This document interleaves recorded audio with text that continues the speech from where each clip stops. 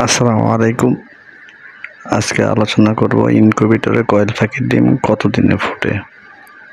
সাধারণত কয়েল পাখির ডিম হাঁস মুরগি বিভিন্ন সময় ফুটে থাকে, কোনোটা 16 দিন, কোনোটা 21 দিন, কোনোটা 30 দিন, কিন্তু কয়েল পাখির ডিম সাধারণত 16 থেকে 17 দিনে ফোটে। এর জন্য আপনাকে ইনকিউবেটরের তাপমাত্রা 37.7 রাখতে হবে এবং আর্দ্রতা প্রথম 15 দিন 55 থেকে 65 পর্যন্ত রাখতে হবে।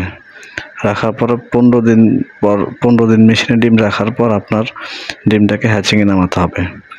যাদের বেশি ডিম, মেশিন ছোট, তারা এইভাবে হ্যাচিং ট্রে বানিয়ে নিতে পারেন। ফলের ঝুড়ি বাজার থেকে কিনে এনে কেটে এরকম সুন্দর করে হ্যাচিং ট্রে বানাতে পারেন এবং ডিম যখন হ্যাচিংয়ে নামাবেন পানি দিয়ে স্প্রে করে নেবেন এবং 2 থেকে 3 বার ডিমটাকে ট্রেগুলোকে উপর নিচ করে দিবেন।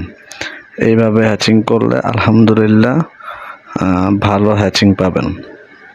এবং বাচ্চা ফোটার পরে আপনার করণীয় হলো বাচ্চাগুলো 4 থেকে 5 ঘন্টা মেশিনে থাকবে, তারপরে আপনি বাচ্চাগুলোকে ব্রুডিংয়ে নামিয়ে দিবেন এবং ব্রুডিংয়ে নামিয়ে যে সকল ওষুধ খাওয়ানো লাগে সেই সকল ওষুধ ঠিকঠাকভাবে খাওয়ালে আলহামদুলিল্লাহ আপনার কোয়েল পাখি ভালো এবং